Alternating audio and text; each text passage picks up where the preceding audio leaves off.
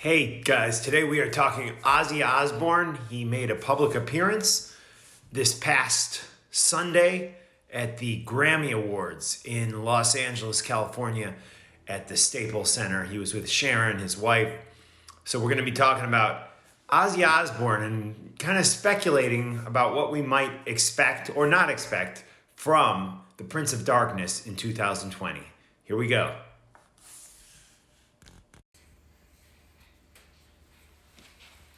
Aw, Pearly.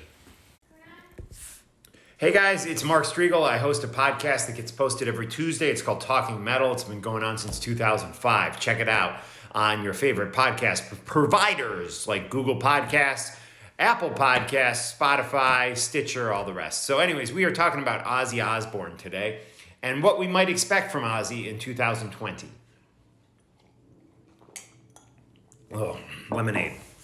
So Ozzy was at the Grammy Awards this past Sunday, presenting with Sharon, his wife. Who I tell you, I thought Sharon looked great. I don't know what's going on with her, but she looks awesome in 2020. So hats off to you, Sharon. Whatever you're doing things right. You look great. You sound great. You're on. And Ozzy, awesome to see him out in public. Some people were making a big deal out of the fact that Sharon pronounced the names wrong, or one of the names wrong, of the hip hop artists. That she was the nominees, I guess is what I'm saying. I didn't notice, but that's just me. And other people were making a big deal out of Ozzy's cane. Listen, I think at this point we know, when we saw Ozzy with Post Malone on one of those other award shows. He was sitting down when he performed with Post Malone, and now we've seen Ozzy out and about with a cane. He seems in good spirits, seems mentally all together. Obviously, he had neck surgery. He now has come out and said he has Parkinson's. There's health issues. I mean, we know that, and the cane is probably there just as a support and security for somebody who's gone through true trauma. And there was somebody who asked him on the red carpet, does he think he's going to be able to resume his tour in late May? And he didn't give a definite yes, and I think we all have to wait and see. I have tickets for Madison Square Garden, third row, on June 22nd, I believe it is. And I want to see Ozzy more than anything, but I think the main thing is we have to know that the most important thing is his health and his well-being. So we're all hoping for the best. And Ozzy, if you do have to cancel, we understand. This is your life. This is your well-being. However, having said that, being a selfish fan, I want to see you so bad at the Garden, man.